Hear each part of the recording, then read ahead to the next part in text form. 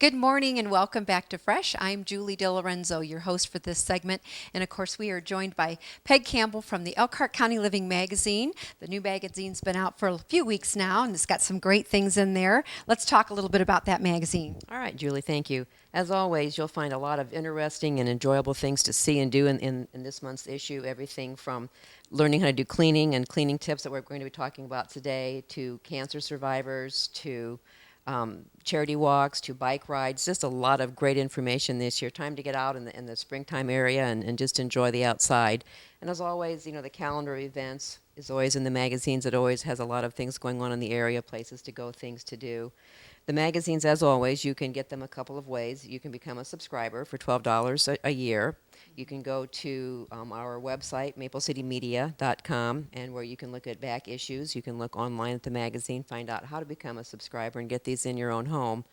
And they're always available at the Goshen News if you'd like to stop in and just pick one up. Right, and it's so reasonable. It really, really is. And this particular issue has a lot going on the calendars. So if you're looking for something to do with the family, there's a lot to pick from. And of course, we've talked on occasion in the past about the inserts that come with the newspaper.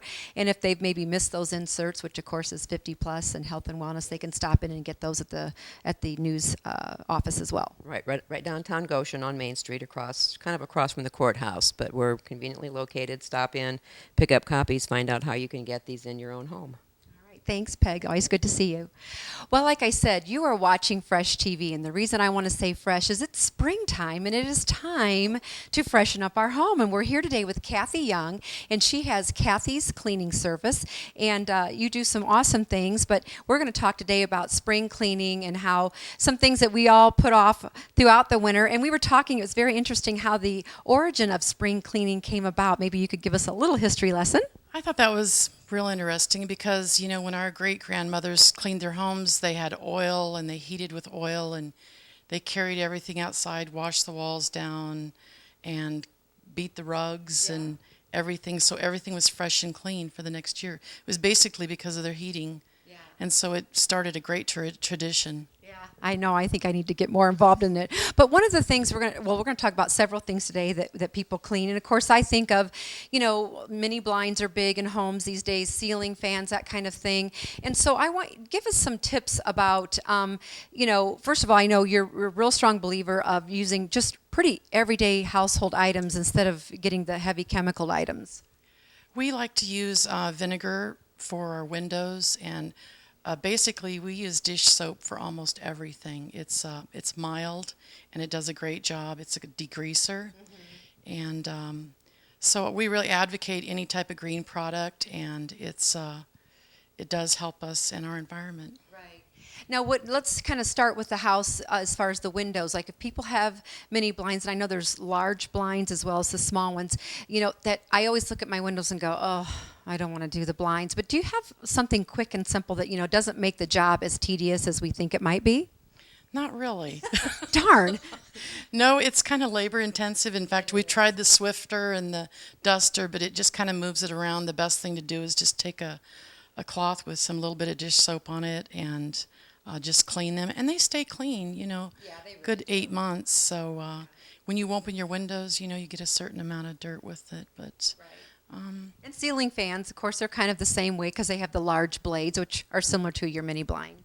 They catch a lot of dirt, but it's the same thing. If you clean them once and then you use like a duster or a Swifter, you can maintain them from there on out. Now, I know in kitchens, you've got your, hardwood cabinets that are very upline. Then you've got some that are more of a laminate. But do you find that regardless of your type of covering your cabinets are made out of, that a good way to clean cabinets is with a certain product?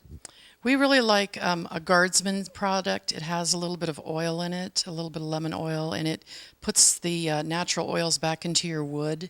And then with a laminate, basically a dish soap product works great. I find that after a while, you cook around your oven and stuff, you've got grease that you didn't think floated up or whatever, but you get kind of a gummy film on your cabinets around the stove area. Mm-hmm.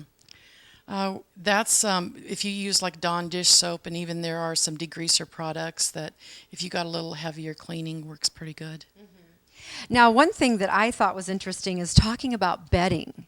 And I think people never think to do anything with their mattress. Of course, they're too big to haul out like our great grandparents did and, hit them a few times with a broom or whatever. But what are your suggestions about bedding? This is kind of a phobia with me, but I really like clean bedding and washing your mattress pad at least once every couple of months, and then taking vacuuming your bed. Even if you have a little agitator on your vacuum, there's nothing wrong with putting it up there on your mattress and then getting a lot of those dead skin and so forth out of there. Unfortunately, we do shed it. We do. And another thing, pillows, if a pillow gets grungy or whatever, I end up just tossing it, and buying new ones. But you have a great idea for freshening up pillows. Yeah, this is something too. I'm very sensitive with smells, bad ones. Anyway, so I take my pillows, because you can spend a lot of money on your pillows.